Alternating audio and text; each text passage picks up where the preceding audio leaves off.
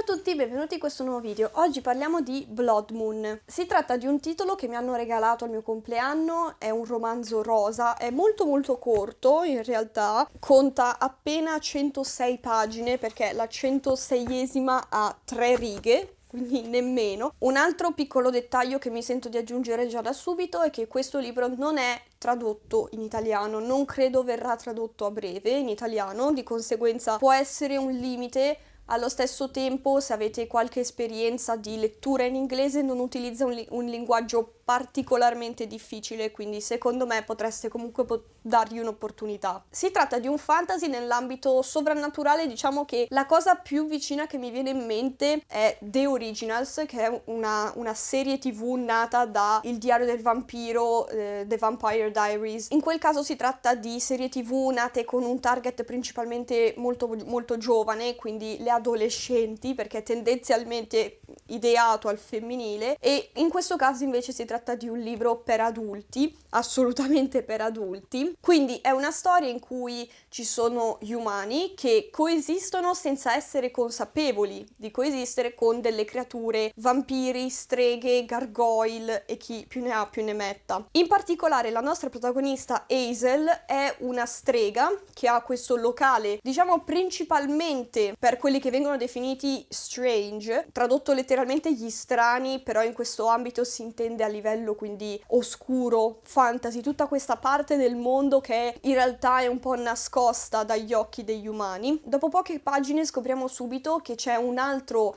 locale bar che diciamo potrebbe essere in un certo senso rivale di quello di Hazel, però lei diciamo che ne parla in un modo più che altro legato alla pubblicità che fanno, pubblicità estremamente aggressiva che quindi prova a rubare i clienti da un posto per farli andare in un altro. In particolare il libro inizia con una serata, una festa a cui deve partecipare Hazel e qui incontriamo Vlad, che è un vampiro e che la incontra proprio mentre lei è nella doccia, e quindi la loro prima conoscenza è, oltre fisicamente in doccia praticamente, ma è avendo una relazione di una notte. Si incontrano successivamente alla festa e scopre che Vlad è il proprietario del bar di fronte, quindi sono rivali, appunto, quel famoso proprietario che lei non sopporta per i suoi metodi. Da qui poi inizia tutto questo love interest, diciamo che potremmo definirlo tecnicamente,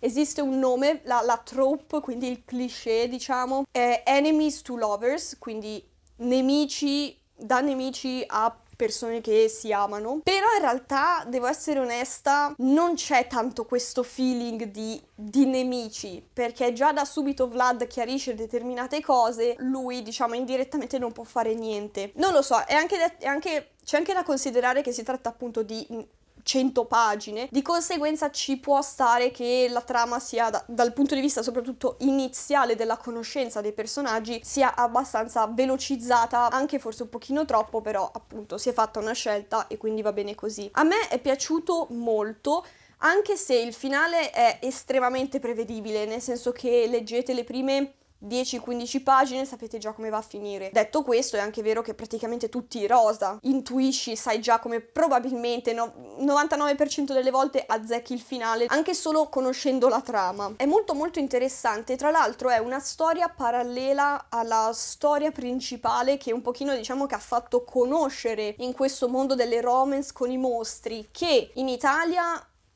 proprio zero. In America, ma in generale nell'ambito dei libri scritti in inglese, ce n'è a bizzeffe. Io sono innamoratissima di quel genere, devo essere onesta, infatti proprio il mio iniziare a leggere fanfiction è nato proprio dal fatto che apprezzi un sacco questo tipo di storie. Quello che a lei ha dato il suo successo nell'ambito, molto nella sua nicchia di scrittura, è un'altra storia il cui titolo è Titan. Ne ha scritti 2, o meglio, uno è già pubblicato e credo sia uscito l'anno scorso. Il secondo è già disponibile su Amazon, però per essere preordinato, quindi credo che stia ancora lavorando sulla pubblicazione. Però comunque il secondo titolo già è un work in progress, praticamente concluso, manca la pubblicazione. Quindi se voleste magari dire quasi quasi me lo prendo, però non vi piace l'idea di dover aspettare tanto, in questo caso qui secondo me è questione di qualche mese, credo. Nonostante ciò, questo si può leggere singolo.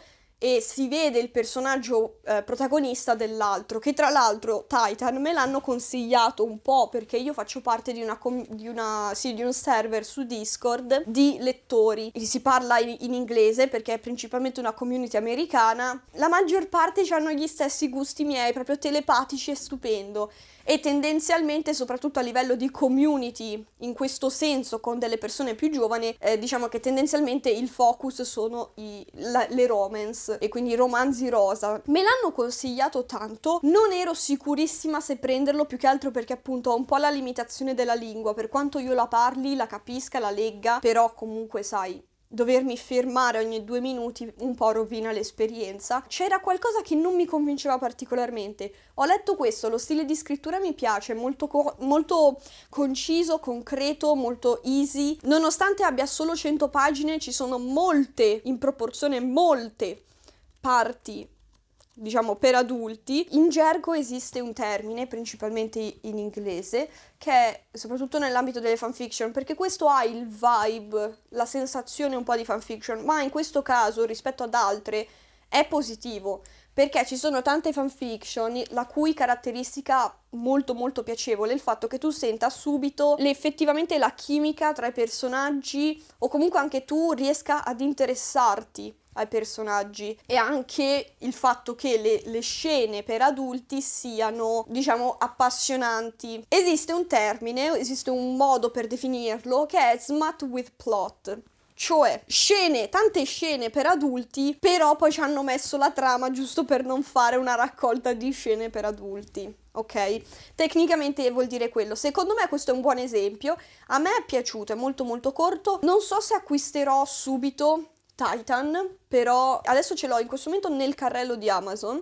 E quindi io ve lo lascio in descrizione se volete dargli un'occhiata anche a quello. Potete, appunto, sono separati, anche se incontri alcuni dei personaggi, da quanto ho capito, perché non l'ho letto, non posso averne la certezza. Probabilmente acquisterò anche quello dopo, più che altro che io i rosa, diciamo, anche per una questione di goderli in modo senza, sai, rompermi le balle. Senza rompermi le balle, devo metterci in mezzo qualche altra lettura, quindi adesso ho letto questo, magari tra un paio di settimane, 2 o 3 settimane, quindi 2 o 3 libri in mezzo, poi me lo prenderò quello lì, vedremo. Io comunque mi sento molto di consigliarvelo, è molto particolare, ha tanti spunti interessanti. Come ho già detto altre volte, mi rendo conto che purtroppo c'è un po' un'idea, uno stereotipo che sono romanzi solo o per la maggior parte per donne. Secondo me questo può anche piacere a un uomo.